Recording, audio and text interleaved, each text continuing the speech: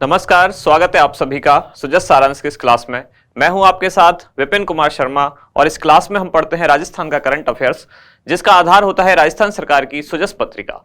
शुरुआत करते हैं हेडलाइंस के साथ। सबसे पहली जानकारी, पिछले कुछ दिन से लगातार यही जानकारी सबसे ऊपर है और ये क्या है, राइट टू हेल्थ यानी कि स्वास्थ्य का अधिकार विधेयक जो राजस्थान सरकार द्वारा लाया गया है, उसको लेकर लगातार विवाद की स्थिति बनी हुई है।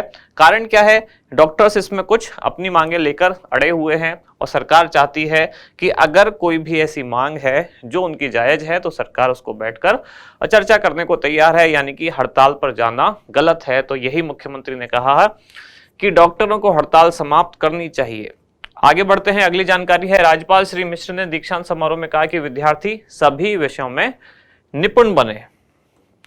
अगले पेज पर जानकारी, नकल माफिया के खिलाफ स्पेशल टास्क फोर्स का गठन किया जाएगा। तो आप सभी को पता है, आप सभी इस चीज के भुगतभोगी हैं कि राजस्थान में भी और वैसे भी बहुत सारे स्टेट्स में भी बहुत सारी परीक्षाएं लगातार लीक होती रहती हैं। तो सरकार का ये प्रयास है कि इस चीज को रोकने के लिए एक स्पेशल टास्क फोर्स गठित की जाएगी, जिसमें विभिन्न पुलिस अधिकारी होंगे। इसमें एसपी रैंक से लेकर कांस्टेबल तक लगभग 39 पद सृजित किए जाएंगे।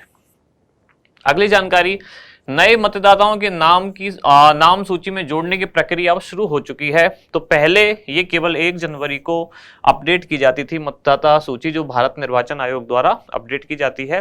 अब 1 साल में इसको 4 बार किया जाएगा। कब कब, जनवरी, अप्रैल, जुलाई और अक्टूबर, यानी कि हर 3-3 महीने बाद जो पहली तारीख होगी, यानी कि 1 जनवरी, 1 अप्रैल, 1 जुलाई और 1 अक्टूबर, इस डेट को आधार मान के लगातार उसमें अपडेट किए जाएंगे।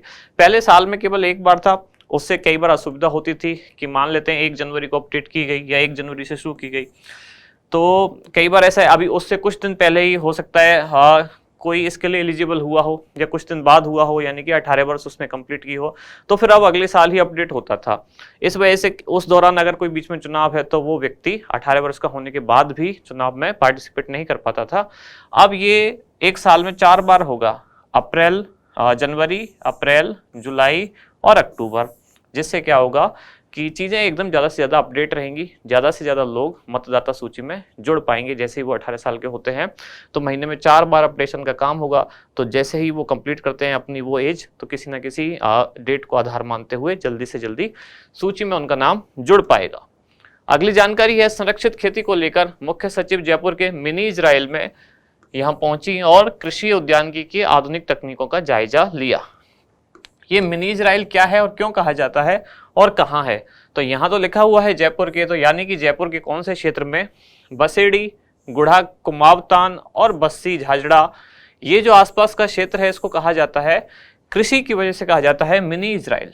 ऐसा क्यों कहा जाता है, क्योंकि इजराइल में बहुत ही ज़्यादा आधुनिक तकनीकों से वहाँ कृषि का कार्य किया जाता है। तो यहाँ भी कुछ ऐसा ही है कि आधुनिक तकनीकों का कृषि में बहुत ज़्यादा इस्तेमाल किया जा रहा है, इसलिए इस क्षेत्र को कहा जाता है मिनी इजराइल। इजराइल की जो भौगोलिक स्थितियां हैं वो कृषि के लिए कोई बहुत सूटेबल नहीं है, लेकिन फिर भी आधुनिक तकनीक के दम पर इजराइल काफ़ी कुछ चीज़ें कृषि जो है काफ़ी कुछ आधुनिक तकनीक के दम पर करता है।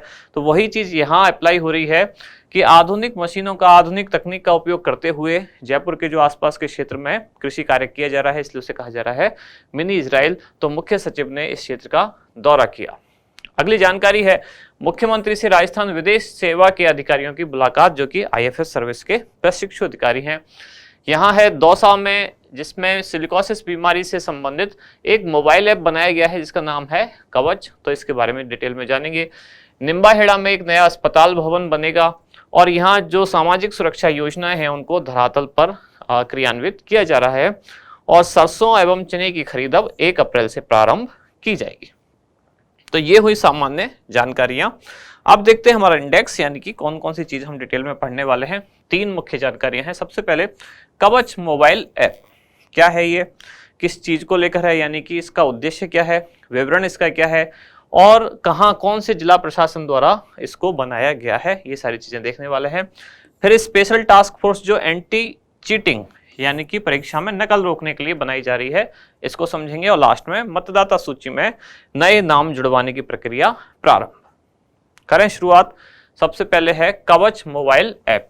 इस तरह के क्वेश्चन जो होते हैं जिसमें कोई नई मोबाइल ऐप आई है या सरकार द्वारा कोई नई वेबसाइट लॉन्च की गई है, कोई नया पोर्टल बनाया गया है, तो जो ऑब्जेक्टिव टाइप के एग्जाम होते हैं उनमें ये क्वेश्चन बार बार पूछे जाते हैं। अगर यही पूछा जा सकता है कि कवच मोबाइल ऐप किस चीज से संबंधित है, या किस जिले में ये लॉन्च की गई, कहाँ के जिला प्रशासन द्वारा, या कौन सा विभाग इसमें नोडल विभाग होगा, इनमें से कोई सी भी जानकारी पूछी जा सकती है। उद्देश्य क्या है इस कवच मोबाइल ऐप का, तो केवल आपको एक नाम याद रखना है, सिलिकोसिस। सिलिकोसिस बीमारी से जो पीड़ित लोग हैं उनका एक डेटा तैयार करना है। इस ऐप में वो रिकॉर्ड रहेगा कि कहाँ कौन कौन से लोग हैं जो ऐसे क्षेत्रों में काम कर रहे हैं जहां सिलिकोसिस होने की संभावना ज़्यादा है, और ऐसे क्षेत्र कौन कौन से हैं। पत्थर की घिसाई से संबंधित कोई काम है, या मूर्ति बनाने का जैसा कोई काम है, पत्थर की पिसाई ऐसा कोई काम है, मतलब पत्थर से जुड़ा हुआ काम, खनन कार्यों से जुड़ा हुआ, इन सब चीज़ों का एक डेटाबेस तैयार किया जाएगा और उन लोगों का रिकॉर्ड रखा जाएगा ताकि पता चले कि सिलिकोसिस की संभावना किन लोगों में है या किन लोगों को हो चुका है, या आगे क्या उसका उपचार किया जा सकता है। अभी ये कवच मोबाइल ऐप कहाँ लॉन्च की गई है, यानी कि कौन से जिला प्रशासन की ये पहल है, तो जिला प्रशासन दौसा द्वारा किया गया नवाचार है। यानी कि अभी राज्य स्तर पर राज्य सरकार द्वारा ये लागू नहीं है, लेकिन दौसा जिला प्रशासन द्वारा अपने जिला क्षेत्र में ये नवाचार किया गया है। इस ऐप के माध्यम से क्या होगा, तो पत्थर की घिसाई पिसाई ऐसे जो व्यवसाय हैं उनसे जुड़े हुए जो संस्थान हैं और वहां काम करने वाले जो मजदूर हैं, कारीगर हैं, उन सभी की पहचान और उनका सूचना, इन सब का संकलन किया जाएगा। कहने का मतलब एक डेटाबेस तैयार किया जाएगा कि कौन से संस्थान हैं जो ऐसा काम कर रहे हैं, यानी कि पत्थर की घिसाई पिसाई वाला, और वहां काम करने वाले मजदूर कौन कौन है, कारीगर कौन कौन है, उनका एक डेटा तैयार किया जाएगा। फिर जो सूचीबद्ध लोग होंगे और जो संस्थान होंगे, फिर उनको सिलिकोसिस से बचाव के लिए प्रशिक्षण दिया जाएगा और साथ ही सुविधाएं दी जाएंगी कि सिलिकोसिस से कैसे बचा जा सकता है। जैसे कि पत्थर से उड़ने वाली धूल मिट्टी, तो सबसे आसान उपाय मास्क लगा के इससे बचा जा सकता है। तो इस तरह की जो चीजें होंगी उनका अब यहाँ ध्यान रखा जाएगा। ध्यान रखने से पहले सबसे पहले जरूरी क्या है, एक डेटा तैयार करना। पहले हमें ये पता होना चाहिए कि कितने लोग हैं और कितने संस्थान हैं जो इस चीज से जुड़े हुए हैं। तो सबसे पहले तो डेटा तैयार किया जाएगा। जैसे ही डेटा तैयार हो जाएगा, यानी कि एक सूची तैयार हो जाएगी, तो जो सूची में लोग हैं और जो संस्थान हैं, फिर उनको जानकारी दी जाएगी कि सिलिकोसिस से आप कैसे बच सकते हैं। जिले में, यानी कौन से जिले की बात हो रही है, दौसा जिले की, पत्थर पिसाई और घिसाई का काम करने वाले संस्थानों को अपने कारीगरों की पूरी सूचना कवच ऐप में दर्ज करना यहाँ अनिवार्य होगा। यानी कि ऐसा नहीं है कि ऑप्शनल छोड़ दिया गया है उनकी मर्जी पर, चाहे तो इसे उपयोग में लें या चाहे तो ना लें। तो उनको अपने यहाँ जो काम करने वाले कारीगर हैं, मजदूर हैं, उनकी पूरी सूचना कवच ऐप में दर्ज करना आवश्यक है, और ऐसा ना करने पर विधिक कार्रवाई यानी कानूनी कार्रवाई भी की जाएगी।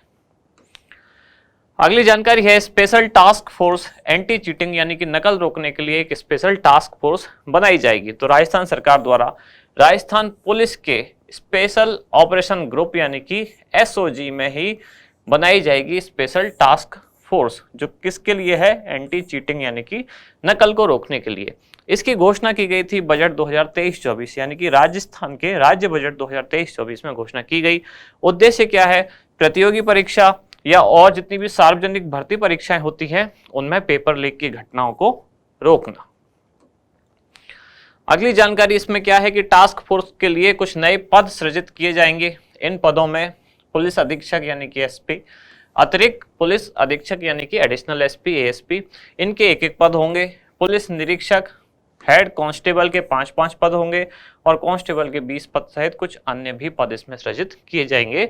कुल मिला के एक टास्क फोर्स का गठन किया जाएगा जिस पर केवल, यानी कि जिसका केवल एक ही उद्देश्य होगा कि पेपर लीक वाली घटनाओं को रोकना।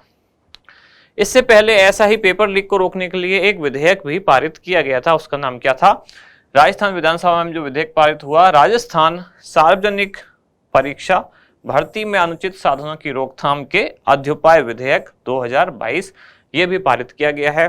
तो इन दोनों का उद्देश्य, दोनों यानी कि इस विधेयक का और टास्क फोर्स का उद्देश्य क्या है, पेपर लीक की घटनाओं को रोकना। अगली जानकारी है, मतदाता सूची में अब नए नाम जुड़वाने की प्रक्रिया प्रारंभ हो चुकी है। कौन करता है इस सूची को अपडेट, तो वो करता है भारत निर्वाचन आयोग। राज्य निर्वाचन आयोग नहीं करता है, भारत सरकार का भारत निर्वाचन आयोग मतदाता सूची को अपडेट करता है। तो अब ये प्रक्रिया प्रारंभ हो गई है। अब इसको अपडेट करके कर दिया गया है 1 वर्ष में 4 बार। कब कब, तो 1 जनवरी, 1 अप्रैल, 1 जुलाई और 1 अक्टूबर, यानी कि जनवरी, अप्रैल, जुलाई और अक्टूबर की पहली तारीख को आधार बनाकर अब सूची अपडेट की जाएगी। यानी जैसे 1 जनवरी तक कितने लोग हैं जो 18 साल के हो गए हैं, फिर देखा जाएगा 1 अप्रैल तक कितने लोग हैं जो 18 के हो गए हैं, तो जो 1 जनवरी तक 18 के हो गए उनका नाम जोड़ दिया गया। फिर देखा जाएगा अब 1 अप्रैल तक कितने लोग 18 के हो गए, फिर उनको जोड़ दिया जाएगा। फिर 1 जुलाई तक कितने हो गए, 1 अक्टूबर तक कितने हो गए। तो इस तरह से एक साल में 4 बार अपडेट किया जा सकता है। पहले केवल 1 जनवरी को होता था। अब क्या हुआ, अगर 1 जनवरी को सूची अपडेट हुई है, 1 जनवरी तक जो लोग 18 साल के हो गए हैं केवल उनका नाम जोड़ दिया जाएगा। अब मान लेते हैं कोई 2 जनवरी या 3 जनवरी को इस कैटेगरी में आता है, तो अब उसको पूरे 1 साल इंतजार करना होगा। फिर जब अगली बार सूची अपडेट होगी अगले 1 साल में, तब तक वो कोई वोट नहीं डाल सकता 18 साल का होने के बाद भी। इस समस्या के समाधान के लिए अब इसको साल में 4 बार अपडेट किया जाएगा। जिससे क्या होगा, मान लेते हैं कोई 1 जनवरी को चूक गया, मान लेते हैं किसी का जो डेट ऑफ बर्थ है 2 या 3 जनवरी या 10 जनवरी ऐसा कुछ है, और वो पहली वाली लिस्ट में अपडेट नहीं हो पाया उसका नाम, तब वो कंडीशंस फुलफिल नहीं करता था, तो अगले 3 महीने बाद या अप्रैल में फिर से सूची अपडेट होगी, तब उसका नाम जुड़ जाएगा। अगर तब भी नहीं हो पाता है तो जुलाई में फिर अपडेट होगी, अक्टूबर में फिर अपडेट होगी। तो इस तरह से लगातार ये जो कार्यक्रम है, यानी कि भारत निर्वाचन आयोग का मतदाता सूची को अपडेट करने का कार्यक्रम, वो एकदम अप टू डेट होने वाला है। लास्ट में हमारा अभ्यास प्रश्न क्या है, दौसा जिला प्रशासन के नवाचार कवच मोबाइल ऐप का उद्देश्य क्या है।